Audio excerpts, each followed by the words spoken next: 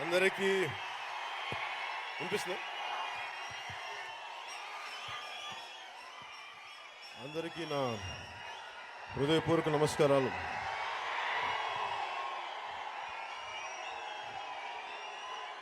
రవిప్రకాష్ గారికి,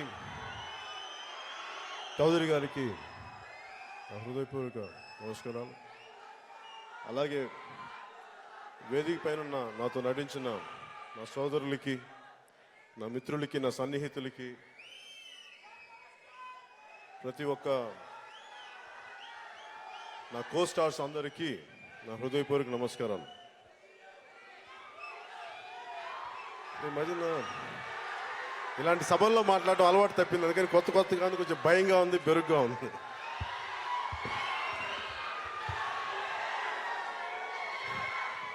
ప్రతి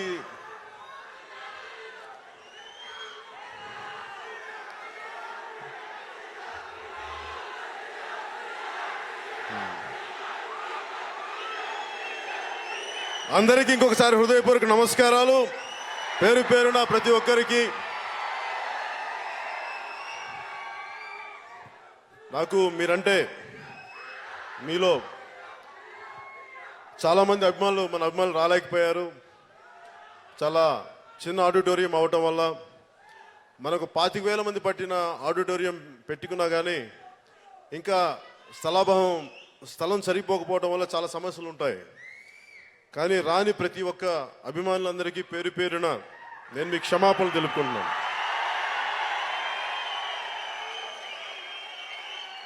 సో మీకు పెద్ద ఫంక్షన్ చేద్దామని అన్నా కానీ నేనే వద్దన్నా. దానికి కారణం ఏంటంటే, ఎంత చేసినా కానీ సరిపోదు. నాకు మీలో దెబ్బలు తగిలిన, లా అండ్ ఆర్డర్ ఇష్యూస్ వచ్చినా, ఇవన్నీ భయంతో మనం ఎంతైతే కంట్రోల్ చేయగలమో, కొంచెం ఇబ్బందులు ఉన్నా కానీ, చాలామంది ఆశాభంగం చెందినా కానీ టీవీలో చూసుకోవచ్చు అని చెప్పి నేనే మీ అందరి క్షేమం కోసం చిన్నది పెట్టాను. కానీ మీ మీద ప్రేమ తక్కువ అయితే కాదు. దయచేసి ఇక్కడికి రాలేకపోయిన అభిమానులందరికీ, నా సోదరులందరికీ, నా సిస్టర్స్ అందరికీ, నా అక్క చెల్లెళ్ళందరికీ, ఆడపడుచులందరికీ, యువ మహిళా శక్తికి, ప్రతి ఒక్కరికి నా మనస్ఫూర్తిగా నా క్షమాపణలు తెలియజేసుకుంటున్నాను. మీ అందరూ మా కోసం అని చెప్పి ఇలా చేయాల్సి వచ్చింది. అంటే నాకు సినిమా అనేది నాకు అనుకోకుండా సినిమాలోకి వచ్చాను. ఏదో ఒక టెక్నీషియన్గా అవుదాం అనుకున్నాను, లేదంటే ఇంకేదో అవుతాం అనుకున్నాను. కానీ హీరోని అవుతానని కానీ, యాక్టర్ అవుతాను కానీ నాకైతే నమ్మకం లేదు నా మీద. కానీ జరిగిపోయింది ఏదో. కాకపోతే నాకేంటంటే, ఏ పని ఇచ్చినా సరే, అది తోట పని కావచ్చు, లేదంటే వీధులు ఊడ్చే పని కావచ్చు, ఎలాంటి పని అయినా సరే నిస్సిగ్గుగా చాలా గర్వంగా పనిచేస్తాను, చాలా నిజాయితీతో పనిచేస్తాను. సినిమాలు కూడా నాకు భగవంతుడిచ్చిన భిక్ష అనుకొని ఎంత కృతజ్ఞతగా చేయాలో, ఎంత కష్టపడాలో, ఎంత ఒళ్ళు దగ్గర పెట్టుకొని చేయాలో ఇన్ని సంవత్సరాలు అంతే ఒళ్ళు దగ్గర పెట్టుకొని చేశాను. భవిష్యత్తులో ఎలాంటి బాధ్యతలో పెట్టినా కానీ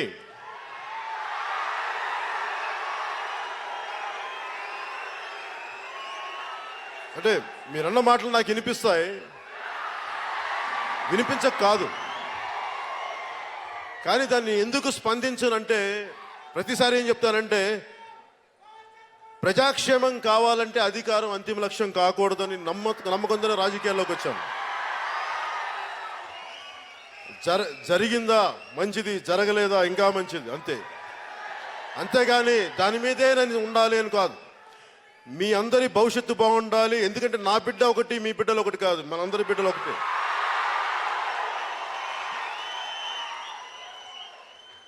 సినిమాల్లో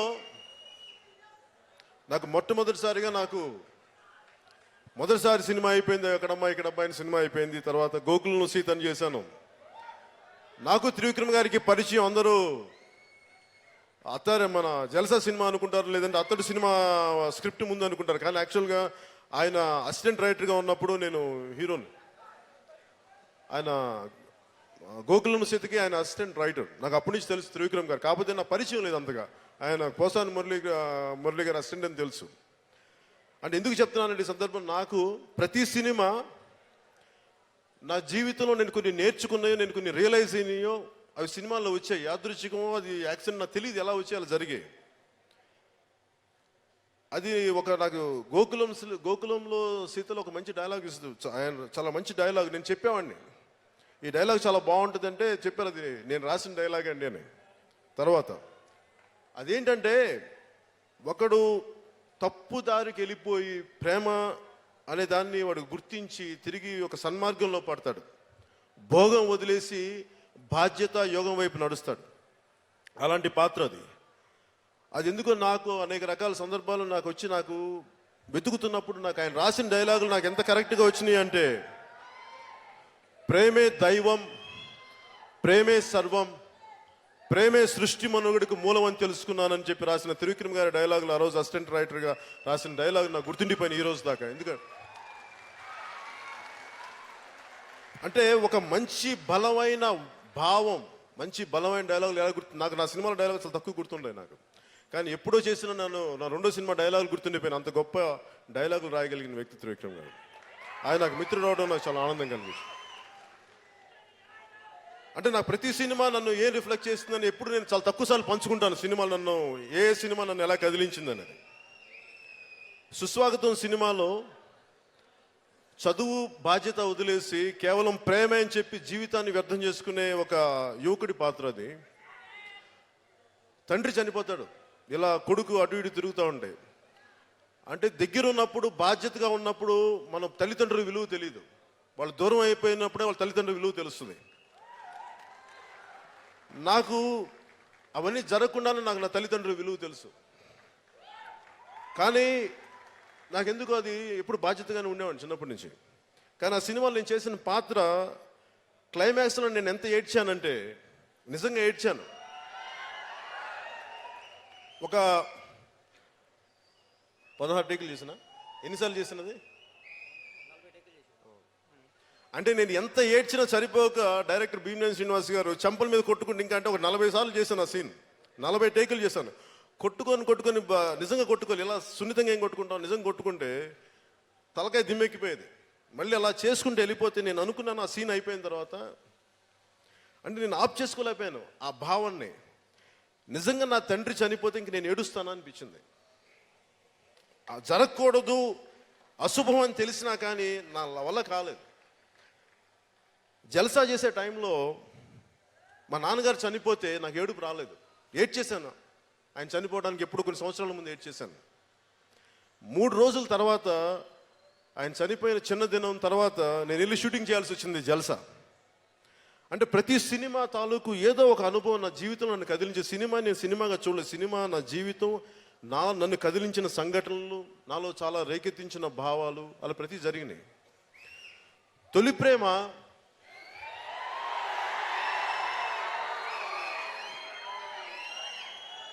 నేను అనుకున్నాను, తొలి ప్రేమ ఎంతసేపు, ఒక వయసులో ఎంతసేపు ఏముంటుంది మనకి, ప్రేమించాలి, అమ్మాయిల చుట్టూ తిరగాలి, వాళ్ళని గుర్తించాలనుకుంటా. కానీ అప్పటికి నాకేమనిపించిందంటే, బాధ్యత లేని ప్రేమ ఏం ప్రేమ అనుకున్నాను. అంటే బాధ్యతలు విస్మరించి అమ్మాయిల చుట్టూ తిరిగి, లేదా అమ్మాయిలు అబ్బాయిల చుట్టూ తిరిగి బాధ్యతల్ని మర్చిపోతే మరి మనం తల్లిదండ్రులకి ఏం చేసినట్టు అనే ఆలోచన నాకు కలిగినప్పుడు తొలి ప్రేమ స్క్రిప్ట్ ఎవరో ఒకరు తీసుకొచ్చారు, నా కరుణాకరన్ అనే వ్యక్తి. సో అలా నా ప్రతి సినిమా నాలో కదిలే భావాలకి ఏదో ఒక రూపంలో, సినిమా రూపంలో బయటకు వచ్చాయి. అలా ఒక్కొక్క సినిమా చేసుకుంటూ బద్రి అనే సినిమా, తమ్ముడు అనే సినిమా, తొలి ప్రేమ తర్వాత నాకు నిజంగా నేను కష్టపడింది తమ్ముడు అనే సినిమాకి. ఒక సూపర్ డూపర్ హిట్ సినిమా వచ్చిన తర్వాత దానికి ఫాలో అప్ సక్సెస్ రావడం చాలా కష్టం, జరగదు. నేను నా ప్రాణాలను పణంగా పెట్టేశాను, ఉంటే ఉంటాం పోతే పోతాం అని చెప్పేసి. ఎప్పుడో నేర్చుకున్న మార్షల్ ఆర్ట్స్ మళ్ళీ ఇంకోసారి చేయాల్సి వచ్చింది. ఈ రోజుకి ఆ రోజు కార్ల కింద చేసి నా పర్మనెంట్గా నాకు ఇది వంగిపోయింది. ఆ రోజు చేసింది ఇప్పటికి రాత్రులు ఇట్లా చేతులు తిరిగిపోతూ ఉంటాయి. ఒక పిచ్చి ఉన్మాదంతో చేశాను, ఇష్టంతో. అంటే నన్ను ఇంత అభిమానిస్తాను, ఇంకా నేను ఏమి ఇవ్వాలని. అన్నిటికంటే నేనేం నమ్ముతానంటే మొదటి నుంచి మన భవిష్యత్తుని నిర్ణయించుకునేది మనమే. అది ఒక యువతలో ఉన్న శక్తి, యువకుల్లో ఉన్న శక్తి, మహిళా యువతలో ఉన్న శక్తి, ప్రతి యువతి యువకుల్లో ఉన్న శక్తి. దానిని ఎవరో కూర్చోబెట్టి నువ్వు చెయ్యలేవు, ఇది నీ వల్ల కాదు అని చెప్పే హక్కు ఎవరికీ లేదు అని చెప్పడానికి నిదర్శనం తమ్ముడు సినిమా. అది నేను గుర్తించాను, నేను దారి నడిచాను. అలాంటి భావాలు వెతికే వాళ్ళకి ఆ సినిమా ఎంతో కొంత ఒక స్ఫూర్తి కలిగించాలనే ఉద్దేశంతో ఆమె ట్రావెలింగ్ సోల్జర్ అని పెట్టాను. దానికి కారణం ఏంటంటే, నన్ను హద్దులు గీసేది మీరెవరు? బయట సమాజాన్ని నేను అడగదలుచుకుంది. నన్ను హద్దులు గీసేది నేను ఏ స్థాయికి వెళ్ళాలి? నేనంటే నేను కాదు, మీరు ప్రతి ఒక్కడు, ప్రతి ఒక్క యువతి యువకుడు చిన్న వయసు నుంచి మన భవిష్యత్తును రాయగలిగేది పక్క సమాజం, పక్కనోడు కాదు, మనం. మనలో ఉన్న చేతనం, మనలో ఉన్న భగవంతుడి శక్తి, దానిని గుర్తించినప్పుడు మనల్ని ఏది ఆపలేదు. నేను అది చెప్పదలుచుకున్నాను. ఆమె అంటే మీరెవరన్నా ఆపడానికి? నా గ్రోత్ ఎంత? నేను అనుకున్నంత, మీరు అనుకున్నంత కాదు. నేను అనుకున్నంత నేను ఎదుగుతాను, మీరు అనుకున్నంత నేను ఎదగను. అది నా ఒక్కడి గురించి మాట్లాడలా. నాలాగా నేను చాలా చిన్న స్థాయి నుంచి వచ్చాను. ఇప్పటికీ చిన్న స్థాయిలోనే ఉండటం ఇష్టం. ఆలోచన విస్తృతి పెద్దగా పెంచుకుంటాను, కానీ ఇక్కడ మటుకు అడుగులు భూమికి తాకి ఉండాలని కోరుకుంటాను. భూమికి బలంగా అతుక్కుపోయి ఉండాలని కోరుకుంటాను. అది నేను పంచుకున్నాను తమ్ముళ్ళు. బద్రీలో ఏం పంచుకున్నానంటే ఇద్దరు అమ్మాయిల్ని కాదు, అది మీరు గుర్తుంచుకోండి. బద్రీ పేరుకి ఇద్దరు అమ్మాయిలు ప్రేమించిన కథ అయినప్పటికీ దాంట్లో నాకు ఆ విలన్ క్యారెక్టర్ ఉంటుంది, అమ్మాయి అన్నయ్య క్యారెక్టర్.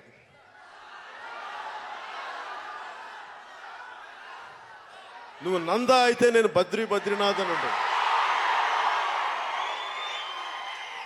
అది నాకు ఒక డైలాగ్ కాదు. అది ఏంటంటే, ప్రతి ఒక్కడు ఎదిగే ప్రతి ఒక్కడు ఇంకొకటి తొక్కేయాలనుకుంటాడు. ప్రతి ఒక్కడికి అహంకారం ఎక్కువ. నేను ఇంత గొప్పడు కాబట్టి నువ్వు నా కింద పడి ఉండాలి, నువ్వెవడిపోయి నేను కూడా అంత నువ్వు మూసుకొని చెప్పడానికి. అందరం మనుషులు. నువ్వు ఎక్కి కూర్చోడానికి, మా మీద నెత్తిలెక్కి కూర్చోడానికి లేదు. నువ్వు కూడా మాలాంటి సామాన్యుడివే, నువ్వు గొప్పవాడివి కాదు. నువ్వు నంద అయితే నేను బద్రీనాథ్ అన్న పదానికి అర్థం ఏంటంటే, నేను ఎలాంటి మనిషినో నువ్వు అలాంటి మనిషివే. మేబీ నీకు డబ్బు ఎక్కువ ఉండొచ్చు, నీకు అధికారం ఎక్కువ ఉండొచ్చు, ఇంకోటి ఉండొచ్చు, కానీ నువ్వు కూడా నాలాంటి రక్త మాంసాలు ఉన్న సామాన్యుడివి, సామాన్యమైన మనిషివే.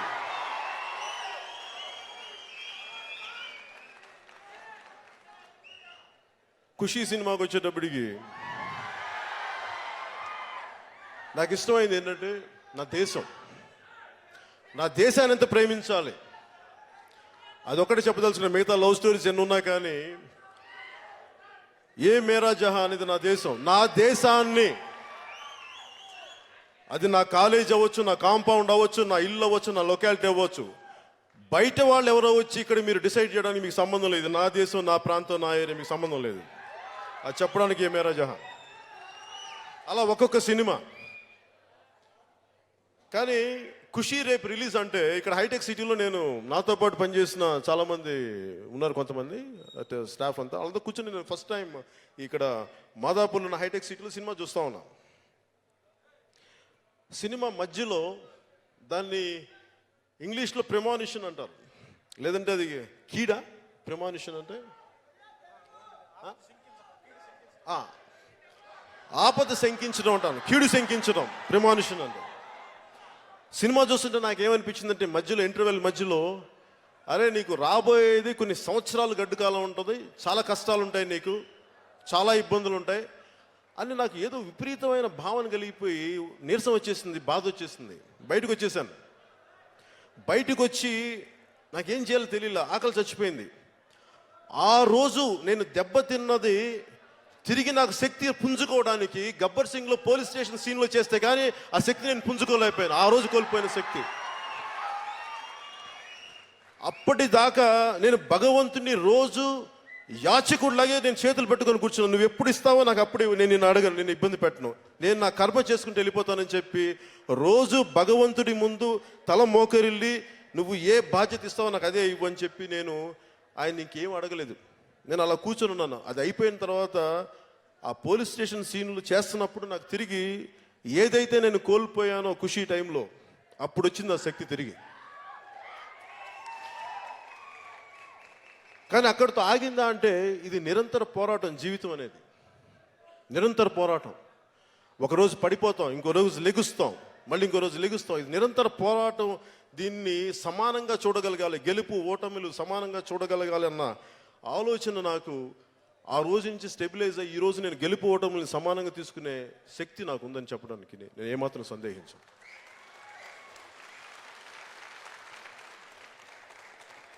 నేను మొన్న హార్వర్డ్లో మాట్లాడుతున్నప్పుడు నేను అందరినీ అడ్రస్ చేసింది ఏంటంటే, యుఎస్లో I bow to you all with, మీలో ఉన్న దివ్యమైన భగవంతుడి శక్తికి నేను మోకరిల్లుతున్నానని చెప్పానంటే అదేదో డైలాగుల కోసం వీటి కోసం చెప్పి నేను నిజంగా నమ్ముతాను. అది నిజం కాబట్టి, సత్యం కాబట్టి. నేను మొట్టమొదటిసారిగా సుస్వాగతం అనే సినిమాకి పెద్ద హిట్ అయింది. కర్నూలులో ఇన్ని రోజులు ఆడింది ఒకటే థియేటర్లో. అక్కడ ఫంక్షన్కి నన్ను పిలిస్తే నేను అడిగాను, నాకేంటి ఇబ్బంది ఫంక్షన్స్కి వెళ్ళాలంటే. ఎప్పుడు నాకు అన్నయ్య చిరంజీవి గారి ఫంక్షన్సే, ఆయన అభిమానులే. నా ఉద్దేశంలో నాకు ఎప్పుడు చిరంజీవి గారి హీరో, నేను హీరోని కాదు నాకు ఎప్పుడు. అప్పుడు డిస్ట్రిబ్యూటర్స్ని వాళ్ళని అడిగాను, నన్ను చూడటానికి జనం వస్తారు, నేను సినిమా అయితే చూశానేమో కానీ నన్ను చూడటానికి ఎవరు వస్తారని అడిగాను. లేదు సార్, మీరు వచ్చంటే సార్ నేను థియేటర్లో కదా అని వాళ్ళు ఇబ్బంది పడలేక వెళ్ళాను. వెళ్ళకపోతే వీడి పొగరు, అసలే నా గురించి పొగరు, కామ్గా ఉంటే వీడికి పొగరు అహంకారం అనుకుంటారు. అది పొగరు అహంకారం కాదురా నాయన, నాకు ఎవరితో మాట్లాడలేని తెలియక కామ్గా ఉంటాను. దాన్ని మీ పొగరు అహంకారం నేను ఏం చేయను, నా కర్మ అది, మీ కర్మ, మీరు ఆలోచించుకున్నాను. అంటే ఏ సందర్భంలో చెప్తున్నానంటే, ఆ రోజు హోటల్ నుంచి నేను బయటికి వెళ్తుంటే వాళ్ళు వచ్చి, సార్ రోడ్డు చిన్న ఊరేగింపుగా తీసుకెళ్తాం, కిలోమీటర్లు ఉంటుంది, ఇక్కడి నుంచి 5 కిలోమీటర్లు ఉంటుంది అంటే, 5 కిలోమీటర్లు అంటే నేనైనా గంగిరెద్దునండి వాళ్ళు తీసుకెళ్తారన్నా. ఇట్లా నాకు ఇబ్బందిగా ఉంటుంది సార్, నాకు తీసుకెళ్ళిపోయి నేను ఇలాగా నేను ఊహించుకోలేకపోతాను. అన్నయ్య గారు అయితే ఊహించుకోలేక, నేను అన్నగారు అయితే ఆ జనం ప్రేమ చూపిస్తుంటారో, ఆయన చెయ్యితే అందం ఉంటుంది, నేను ఇలా కూర్చొని చెయ్యితే ఏమందం ఉంటుంది సార్, చండాలంగా ఉంటుందని చెప్పాను. దయచేసి నన్ను బలిపశువుని చేసే కానీ మీకు దండం పెడతానంటే వాళ్ళు నన్ను వదలలేదు. నేను నా ఫ్రెండ్స్కి చెప్పాను, అరే వాళ్ళు ఇలాగంటారు కానీ పక్క నుంచి కారు పెట్టి నేను దూకేసి నేను థియేటర్కి వచ్చేసాను డైరెక్ట్గా, నన్ను వీటికి బలిపశువులు చేయకండి దయచేసి నన్ను చెప్తే, లోపలికి వెళ్తే రోడ్లు నిండిపోయినాయి, విపరీతంగా ఉన్నారు.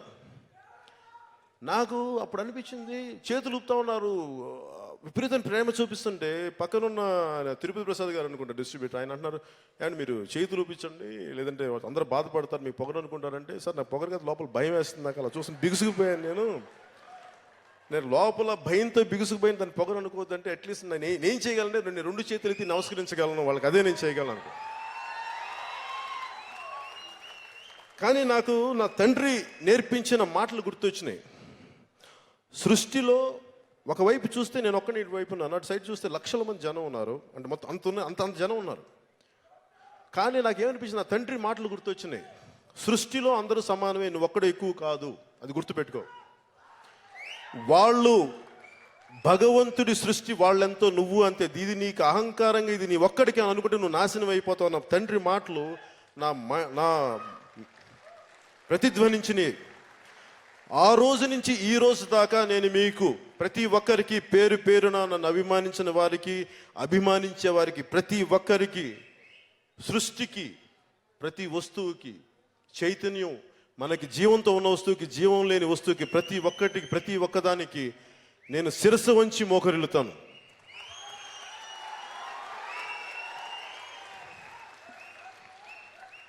ఈ రోజున మేమందరం ఒక ఆలోచనతో ఒక కష్టపడడం, ఒక సినిమా తీసాం, మనందరికీ ఆనందం కలగాలని. నాకు ప్రతి సినిమా నేను కష్టపడి చేస్తాను, నచ్చుద్దా లేదా నేను బయట చెప్పి నాకు ప్రమోట్ చేయడం నాకు ఇష్టం లేదు. మీకు నచ్చితే మనస్ఫూర్తిగా ఇష్టపడండి, చూడండి. నచ్చకపోతే మీరు ఎలాంటి రిజల్ట్ ఇచ్చి నేను మనస్ఫూర్తిగా తీసుకుంటాను, దాంట్లో ఏమటి వెనకాడు. కానీ ఈ సినిమాకి శరత్ మరార్ గారి సినిమా చేయాలనుకున్నప్పుడు నాకు అన్ని రకాల మంచి మిత్రుడు ఆయన, సో ఆయన కోసం ఈ సినిమా చేశాను. అలాగే ఈ సినిమాని అసలు ముందస్తుగా రైటర్గా అనుకున్నప్పుడు ఆకుల శివ అనే రైటర్ ఉన్నారు. ఆయన ఈ కథని ముందుగా రాయలసీమ ఒక వీరం అనే సినిమాని దాన్ని తెలుగులో డబ్ చేయాలంటే దానికి ఇలా కావాలని రాయలసీమ ప్రాంతానికి బాగుంటుందంటే ఆకుల శివ అనే రాయలసీమ ప్రాంతానికి చెందిన రైటర్ని అడిగి ఆయన రాసిన దాన్ని చేసిన తర్వాత డాలీ గారు డైరెక్టర్గా తీసుకున్నాం. డాలీ గారు చాలా సున్నితమైన దర్శకుడు, చాలా బాగా తీస్తారు సినిమా. నాకు ఆయన సినిమా ఎందుకంటే గోపాల దగ్గర నుంచి ఆయనలో చాలా సున్నితమైన హాస్యం ఉంటుంది. ఆయన హాస్యం నాకు నచ్చుద్ది. ఆయనతో పనిచేయడానికి నాకు ఎప్పుడు ఎదురు చూస్తాను, బాగుంటుంది ఆయనతో అట్మాస్ఫియర్. అలాగే అత్తారింటికి దారేది తీసిన ప్రసాద్ మురళ సినిమాటోగ్రాఫర్ గారికి కానీ అలాగే నేను ఎప్పుడు తమ్ముడిని, నేను ఎప్పుడు అన్నయ్యని కాదు నా జీవితంలో ఎవరికి. మొదటిసారి ఈ సినిమాలో అన్నయ్యనయ్యాను.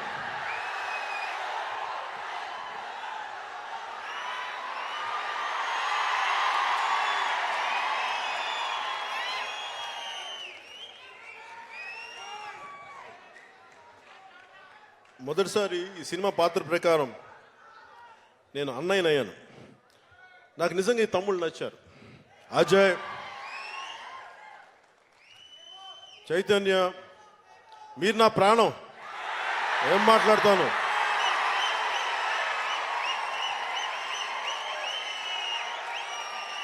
ప్రాణం తమ్ముళ్ళు ఒకటా? ప్రాణం వేరు, తమ్ముళ్ళు అని చెప్తున్నాను కదా.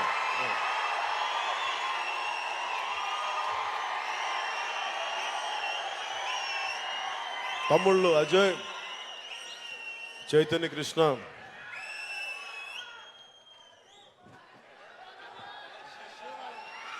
కమల్, కామరాజ్, శివబాలాజీ. నేను పేరు మర్చిపోయాను అందరి. అలాగే అజయ్, చైతన్య,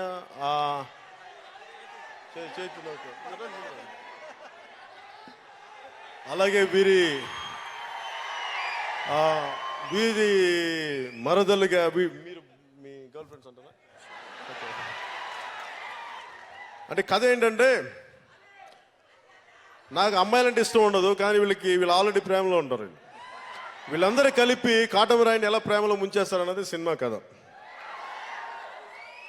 సో వీళ్ళ సినిమాలు వీళ్ళ గర్ల్ ఫ్రెండ్స్ పాత్రధారులకి నాకు అందరి పేర్లు గుర్తులేదు, క్షమించాలి. ప్రతి ఒక్కరికి పేరు పేరున ఈ సినిమాలో నటించిన నటీమణులందరికీ, అలాగే ఫైట్ మాస్టర్ రామ్ లక్ష్మణ్ గారికి, ఎడిటర్ గౌతమ్ రాజ్ గారికి,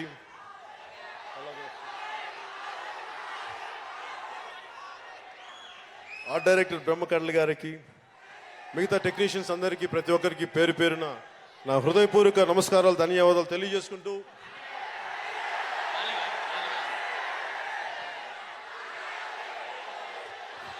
ఆలి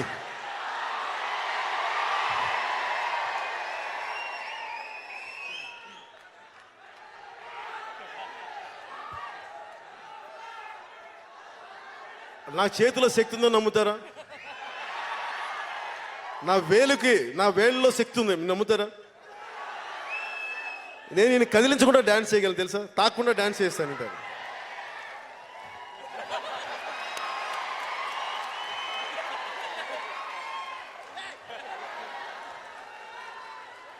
దయచేసి నా వేళలో చాలా శక్తి ఉంది, దగ్గరికి వస్తే ఇలా డాన్స్ చేస్తాను.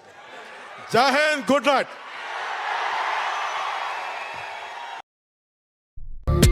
ఇలాంటి మరిన్ని తెలుగు టాపిక్స్ గురించి తెలుసుకోవాలంటే మా తెలుగు ట్రెండ్స్ ఛానల్ కి సబ్స్క్రైబ్ చేయండి.